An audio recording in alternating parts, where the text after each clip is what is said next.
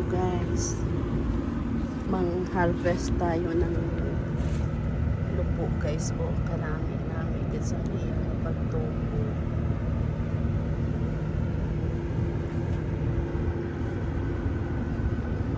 Ilagay natin sa munggo guys. Magdaga tayo ng munggo. Ang dami natin nakuha.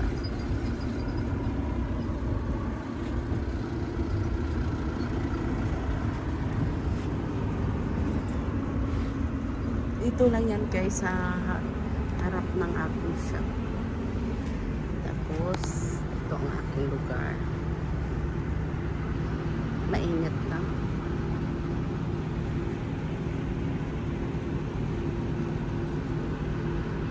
Mainit lang siya talaga. Mang-harvest na tayo guys.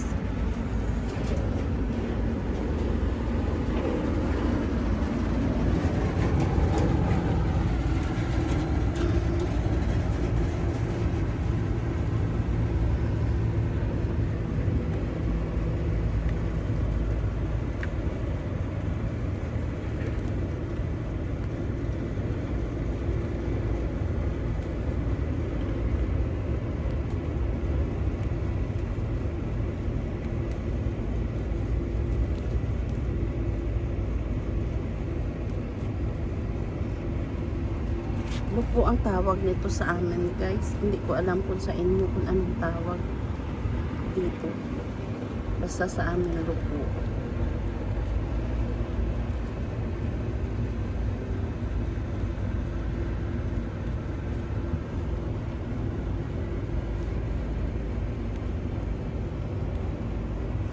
Ganito lang yung pagputol niya.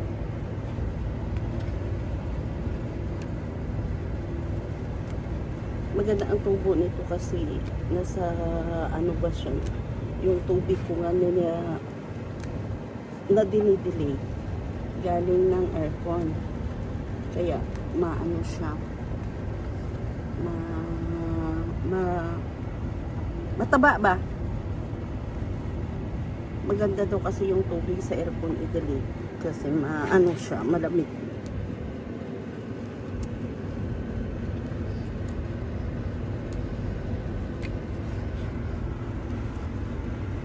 Ito, hindi ko alam bakit yellow yung color niya. Pero mataba naman siya.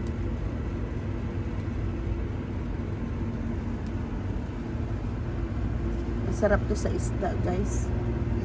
O sa munggo. Sahog sa isda at munggo. Sa mga ano naman, sa ibang lahi, ito sa mga Bengali kasi na minsan salitan kami magkuha nito dahil sila nagawa daw nila basta sabi niya ano daw piniprito daw nila ginatuwerta ata nila, ganun daw yung pangluto sa kanila.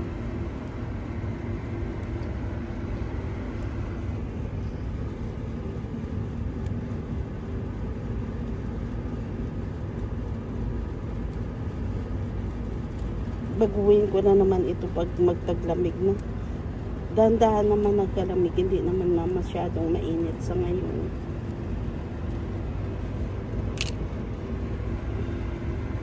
Dugupitin ko sana, kaya lang walang maghahawak ng aking cellphone. Kaya ganito na lang ang harvest natin. Gamitin na lang natin.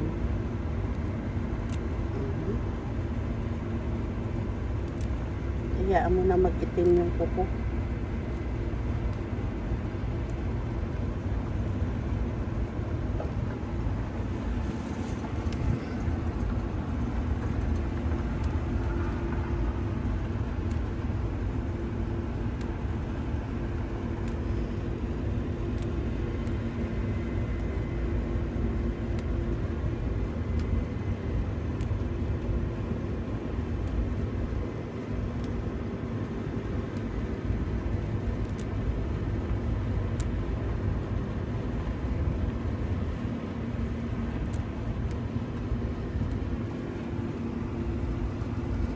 May tanlad din dyan.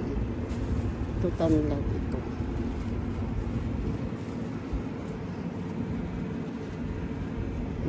organo.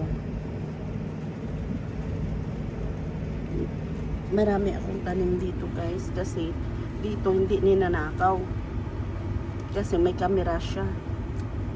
Pero doon sa bahay ko, sa bahay, pag may tanim ako doon sa labas kasi bili din ako ng paso, mahilig kasi ako guys mananim ng mga halaman.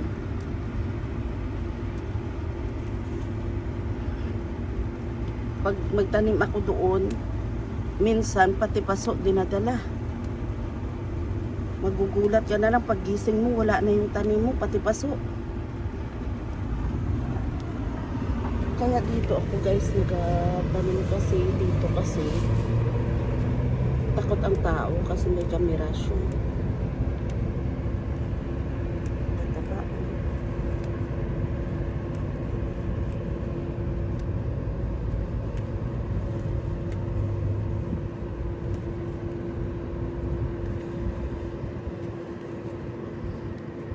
Masarap ito mamaya. Marami ding benefits tong ano na ito eh. Lupo na ito.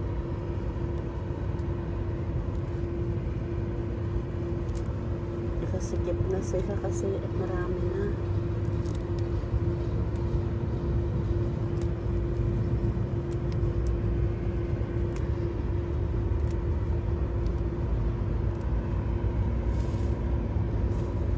Kumakalat na rin yung organo ko.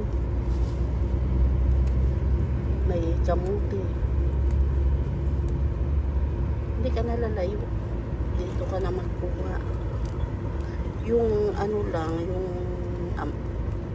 malunggay lang yung hindi ko matanim. Siyempre malaki ng malunggay.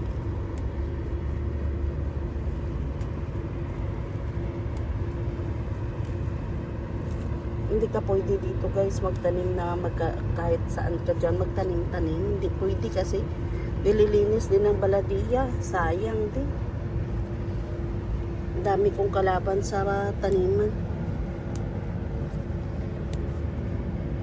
Yung papaya ko nga doon, tinanggal na kasi bawal daw. Ilang taon na yun eh. Kung saan pa namungan, doon pa nila tinanggal. Kaya nakakasama ng loob magtanim minsan na kundi nakawin, baladiya naman yung kalaban natin sa tanim. Kasi nagalinis talaga yan sila. Nililinis nila yung mga kalsada. Madami na rin.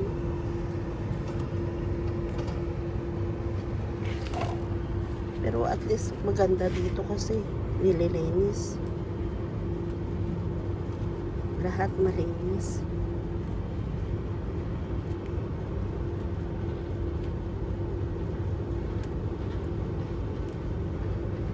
Dami. Tapon ko pa ito ginaano na pagtanggalan. Kasi sabi ko matataba na siya.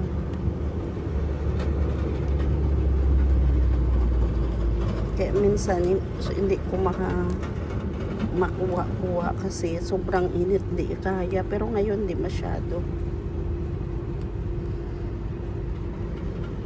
Naglamig-lamig na siya.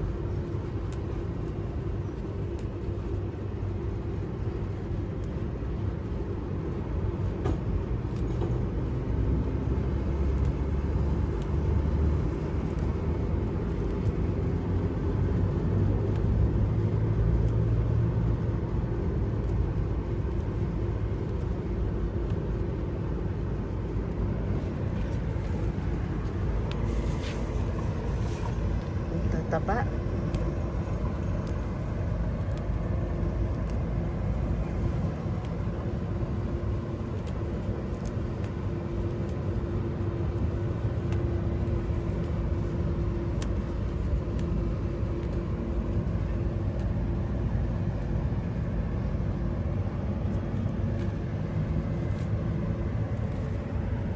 Tama na siguro guys.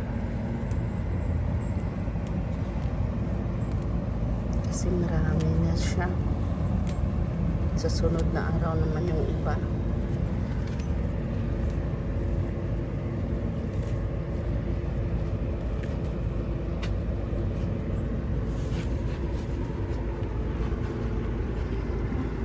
doon sa likod, ah. Ay. Meow. Meow. Kung saan man pupunta. Itong mga pusa na to, hindi ito kumakain guys ng ano, ng lutong ulam kagaya ng isda. Hindi. Ang gusto nito mga hilaw na chicken. Pag hilaw, kumakain sila. Sige guys, maraming salamat sa inyong pagpanood at mega shout out sa inyong lahat dyan. Bye bye guys. Thank you for watching.